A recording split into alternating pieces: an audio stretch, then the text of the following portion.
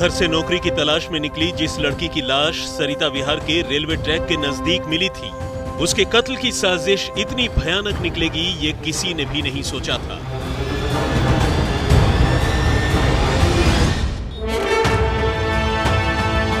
लेकिन कुछ लड़कों ने मिलकर इग्नू से पढ़ाई कर रही इस लड़की की जान सिर्फ इसलिए ले ली क्योंकि उन लड़कों को अपने कुछ दुश्मनों को जेल भिजवाना था, उनसे बदला लेना था।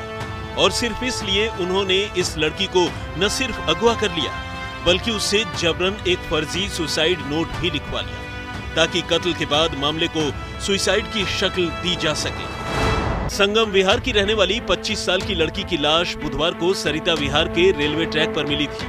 वो अपने घर से नौकरी के लिए इंटरव्यू देने की बात कहकर निकली थी, लेकिन इसके बाद वो घर नहीं लौटी। 2 दिन बाद उसकी लाश बोरे में बंद मिली।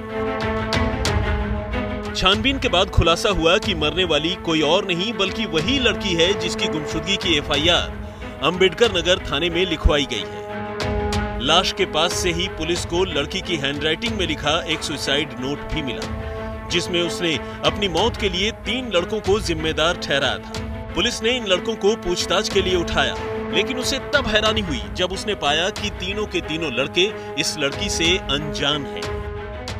हमने उन 3 लड़कों को, उनमें से 2 संगम विहार के थे, एक बुराड़ी का था, इन तीनों लड़कों को जब उनको ला करके पूछताछ किया तो हमें एक बड़ा अजीब सी स्थिति पैदा हुई। ये तीनों लड़कों का उस लड़की के साथ कोई ना जान पहचान का हमारे पास कोई प्रमाण मिला और ना ही कोई इस लड़की के साथ कोई लिंक मिला। तो ये एक अजीब परिस्थिति थी कि सुसाइड नोट, जिसको आप कहेंगे सुसाइड नोट नहीं, यानी एक मर्डर का जो नोट है वो उस टाइप का नोट, लेकिन जिनका नाम लिया गया है उनका उन लड़की के साथ कोई ताल्लुकात हमें पीछे नहीं मिला। पुलिस ने इस ब्लाइंड मर्डर केस की पड़ताल के दौरान टेक्निकल सर्विलांस की मदद ली, जिसके बाद वो दिनेश नाम के एक लड़के तक जा पहुंची, जिसकी गर्लफ्रेंड मरने वाली लड़की की दोस्त थी। उससे सख्ती से पूछताछ करने पर सारी कड़ियां अपने आप खुल गई।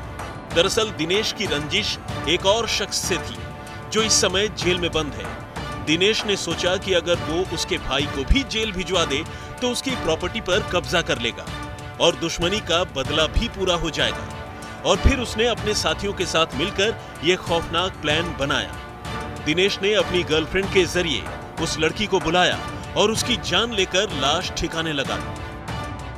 साजिश के तहत इस लड़की को एक संगम विहार कृष्णा पार्क के पास में एक अपार्टमेंट में उसको बुला करके योजनाबद्ध तरीके से उसकी स्ट्रैंगुलेट करके उसको हत्या किए हैं और उसकी बॉडी को डिस्पोज किए हैं। और इन लड़कों का नाम उन्होंने लिख के उसमें इसीलिए डलवाया है, जबरदस्ती उसको बंधक बना के उससे लिखवाया गया है ये चिट्ठी, जिससे कि ये लड़के इस हत्या की साजिश में उनका नाम आ जाए और वो लोग फंस जाए।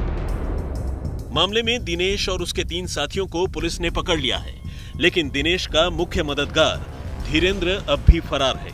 पुलिस के मुताबिक आरोपियों ने कत्ल से पहले लड़की के साथ गैंगरेप की घिनौनी वारदात को भी अंजाम दिया। एक रेव कार से उन्होंने एक होंडा सिटी कार भी हायर किया, 7,800 रुपया पर डे में हायर किया। और करने के बाद इनके 2 अन्य साथी, एक का नाम है चंद्रकेश जो गाड़ी चलाता है और एक रहीमुद्दीन जो कारपेंटर का काम करता है और इन्हीं के साथ उस फ्लैट में खाना खाता पीता था, उठता बैठता था। ये 5 मिल करके निशा की बॉडी को बोरे में पैक किए। करने के बाद उसी गाड़ी में उसको ले करके उन्होंने सरिता विहार इलाके में जा करके बॉडी को डंप करके वहां से चले गए। फिलहाल पुलिस सभी गिरफ्तार आरोपियों को रिमांड पर लेकर पूछताछ कर रही है ताकि वारदात के बाकी पहलुओं को भी समझा जा सके।